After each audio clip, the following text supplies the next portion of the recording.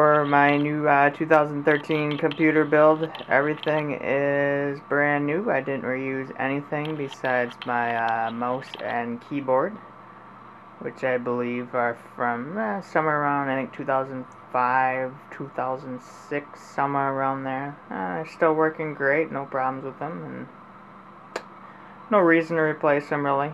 Besides, if I wanted a mechanical keyboard, that'd be nice, but other than that, the keyboard works great. It is the Logitech, the G15 with the little LCD screen there.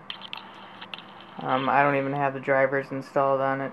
I used to use the screen, but I haven't used that thing in ages. I just like the backlighting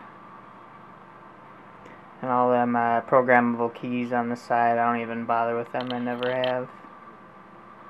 And that white old piece of junk mouse there, ignore that. That's just from a little experiments and other computers and stuff I plug in from time to time. But the main, the G5, Logitech G5 up there is the one that I use.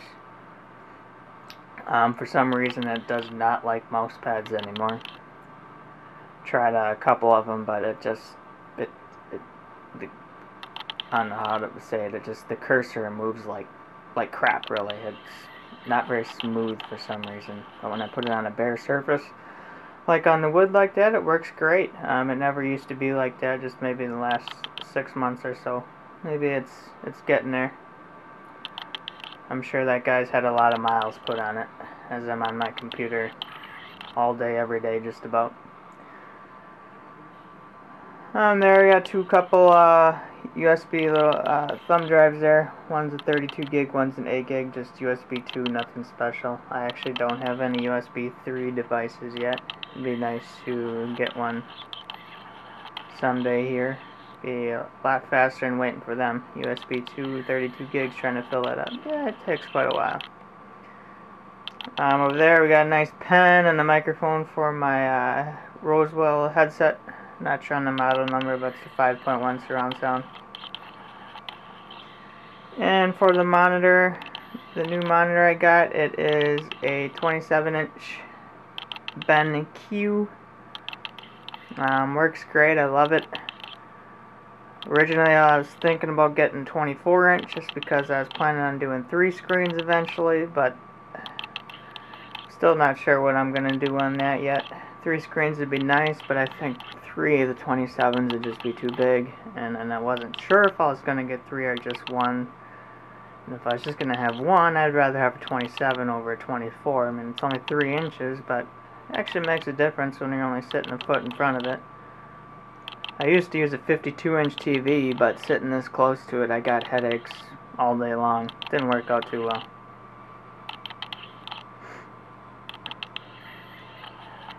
And that is the little volume control unit there from my 5.1 Logitech speakers in the sub.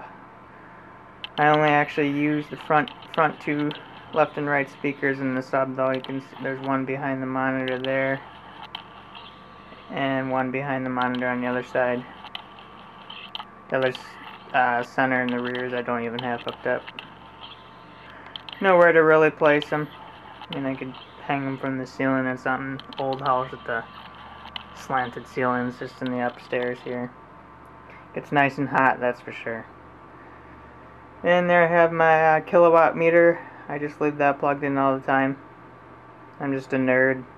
Like to look at that and see how much power I'm using. 118 watts. When it idles and the screen goes into sleep, it's around 93, 94 watts. I've seen it hit like 89, but somewhere around the low 90s. And once you bring it up to life, 115, 120, it's around there. And Roswell 8-port gigabit switch there. That is a switch up here, and then I also have a couple of them downstairs on the lower level where most of the stuff is, but I just have a pair of Cat 6 cables that are actually running from here downstairs where the entertainment center is, where lots of things plug in, and the basement as well. And here we have the new case, which is the NZXT Switch 810, and it is just the standard black edition. I think they come in 4 different colors, but I got the black. I love black. It's got the ventilation on the top there. You can close them, you can open them. LED power light there. This little door here that'll flip open. The SD card reader, that was a big plus for my my camera there. Use that constantly on my laptop, and having that right on the desktop is nice. Built right into the case, not having to add anything to it. Another cool thing, I've actually cleaned this out once already, and this computer, I don't even think it's a month old. I mean, filters definitely do their job. It's already dirty again. The 240 millimeters for the intake on the front. Super easy to remove, super easy to replace, super easy to clean. And there's also one on the bottom, which is under the power supply as well. But before I go on the inside, over here we have my all-in-one HP 7510 printer. Works pretty good. Very quick and makes some nice pictures. I love it. And down here we have an old HP printer, but I really don't use that one anymore. And an older Denon receiver. Someday I might hook that up with some more speakers or something up here, but for now it's just sitting there. And on top we have Wi-Fi, Bluetooth antennas up there. Really, the Wi-Fi is not used, or the Bluetooth really. I got it to, like, I could hook my PS3 remotes up to it, but it's not even compatible with the software that I use, so it didn't even work for that. But it's nice just to be able to transfer files real quick or something from my phone, rather than having to plug it in, or sometimes I email it to myself. This slide off there. And then inside here, we have a single 140 millimeter fan exhausting out the back. And on the top there we have our dual 120 radiator. It is a Corsair H1ooi, the all-in-one cooling units. Not quite as powerful, obviously, as just a full-blown water cooling loop, but it does its job. Nice and simple, easy to put in. Not having to spend hours bleeding all the air bubbles out. Works great. And the color changing on the block I really love, so you can actually see as it heats up. I have it set where the color will change. Just right now it is a pure blue, and as it warms up it'll go kind of a greenish yellowish, and if it's real hot it'll go red, but that doesn't happen anymore.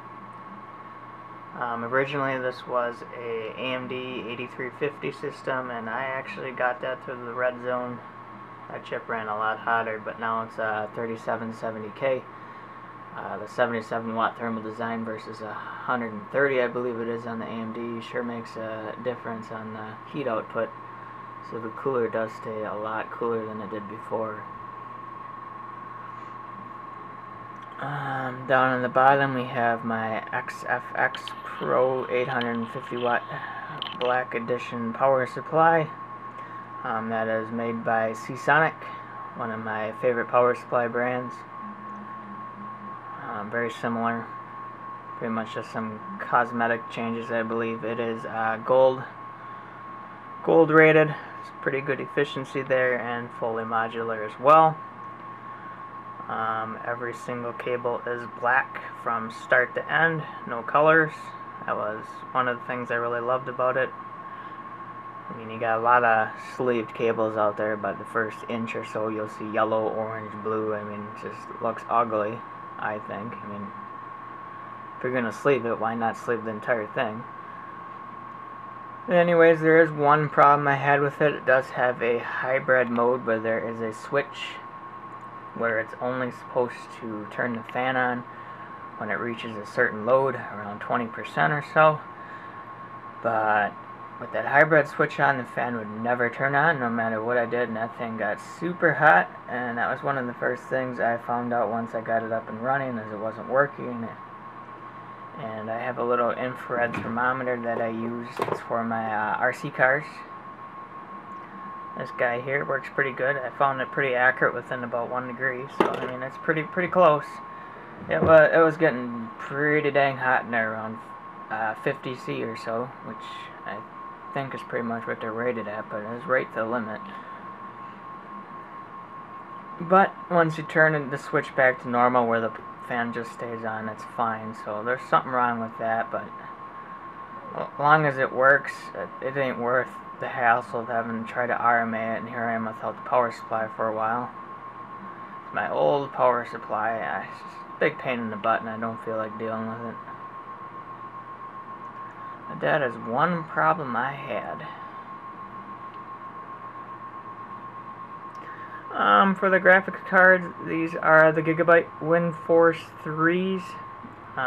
These guys are the Radeon HD 7950s, not 7970s. I got the 50s just to save some money, and with a nice overclock, I mean they're just as fast as 7970, if not faster. And on the core, they advertise them at 900 megahertz out of the box, when in fact now they're actually coming 1000 out of the box. And I think they a reference design on a 7950, or the reference clock, I think is it 950? Somewhere around there, so it's a pretty hefty increase right out of the box. And the coolers are very quiet. I'm not sure how big the fans are, but there are 3 fans on each one. And it does not get loud at all, even on full 100%. I mean, they're not that loud. My radiator fans, Corsair fans in there, are by far louder than what the graphics cards are.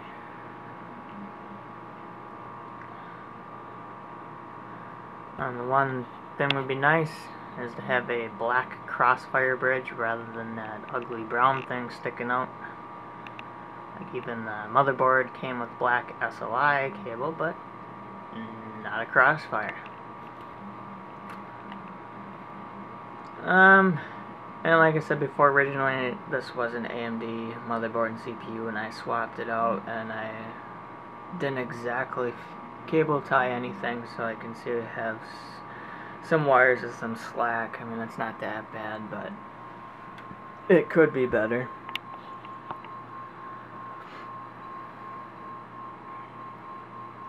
Republic of Gamers logo that lights up there, along with on the left hand side here, there's that red line that shoots all the way up, separating the audio section of the board from the rest to keep out interference.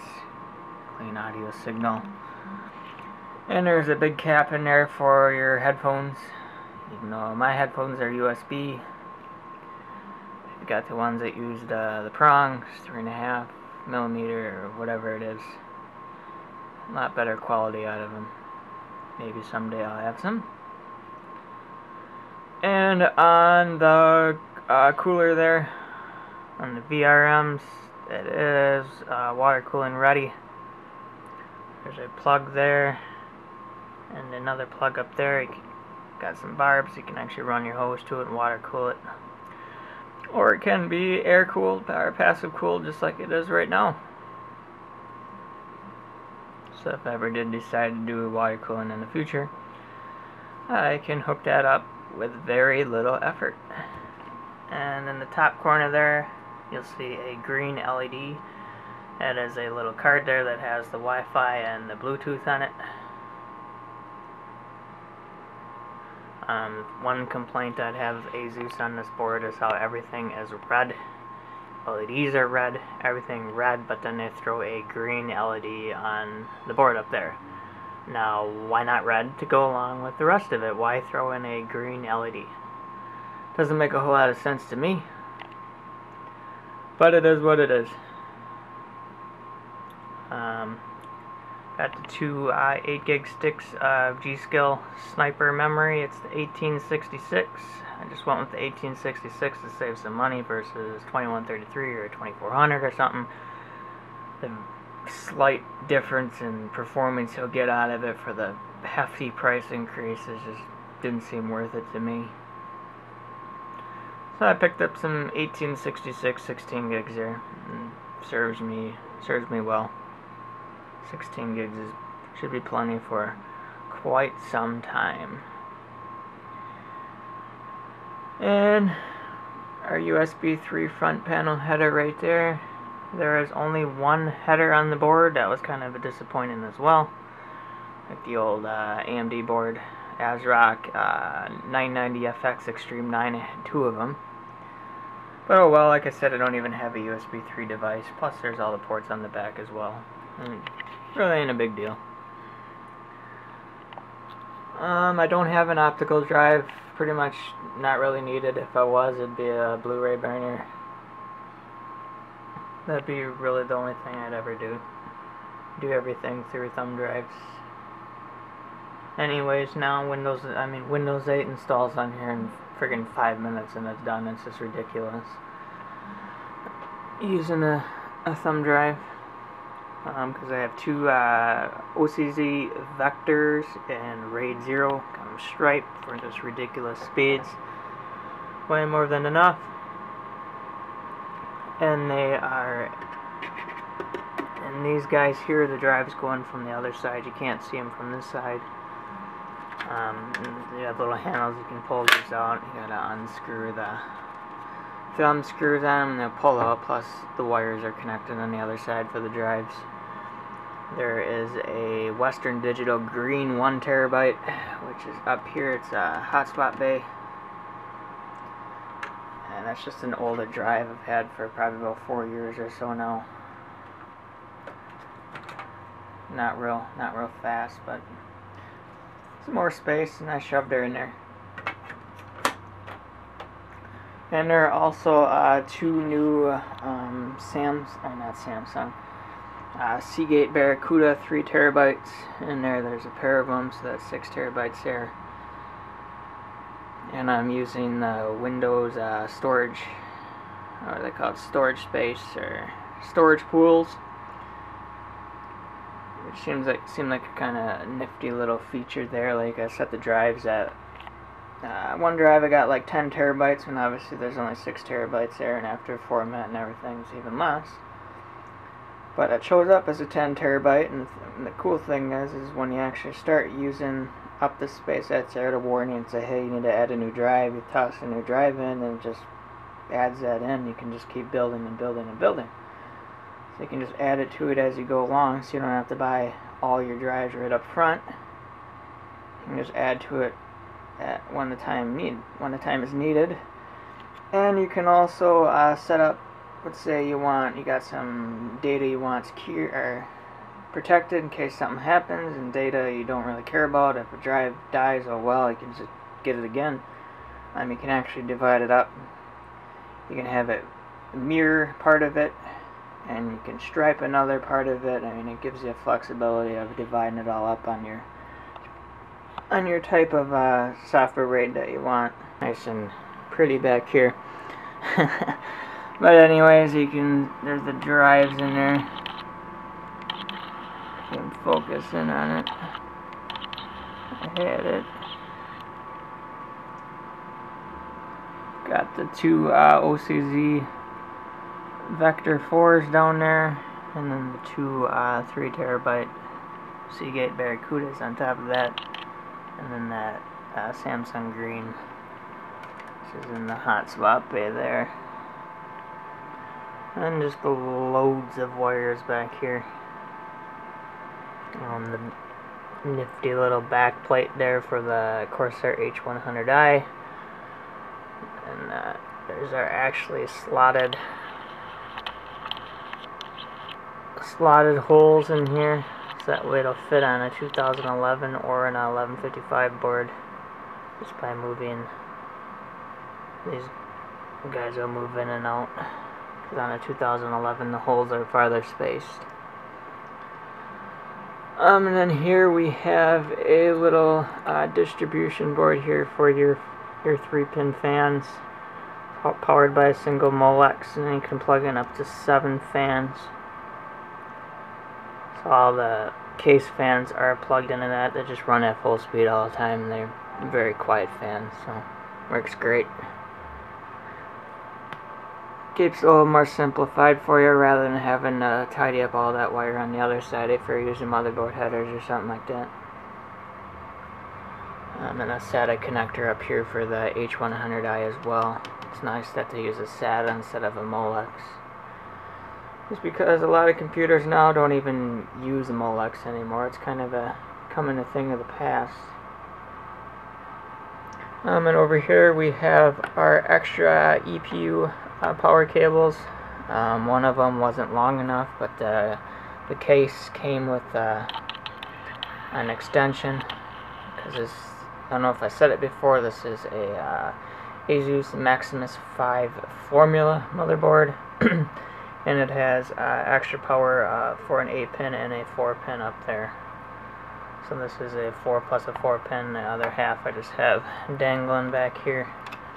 And I got a 4-pin going in and an 8-pin going in. You don't technically need both of them hooked up, just either or. But if I got the cables, why not? A little extra power never hurt.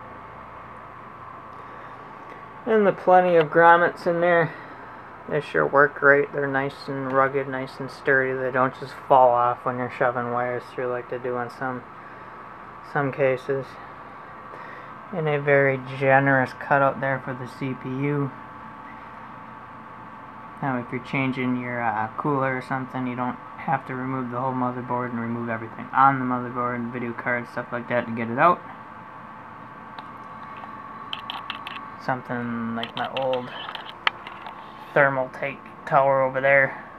I just recently took the cooler off of that one to clean it out, and I had to remove it just because you can't get to the back because there is no cutout. And here we have this white cable here. This is for the Rod Connect. I use this just to play around with it.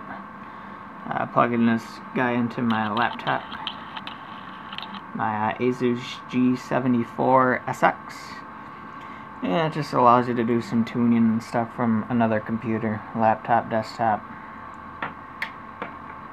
If you're having problems posting or something, it'll give you your post codes and the diagnostics and tell you what's going on. And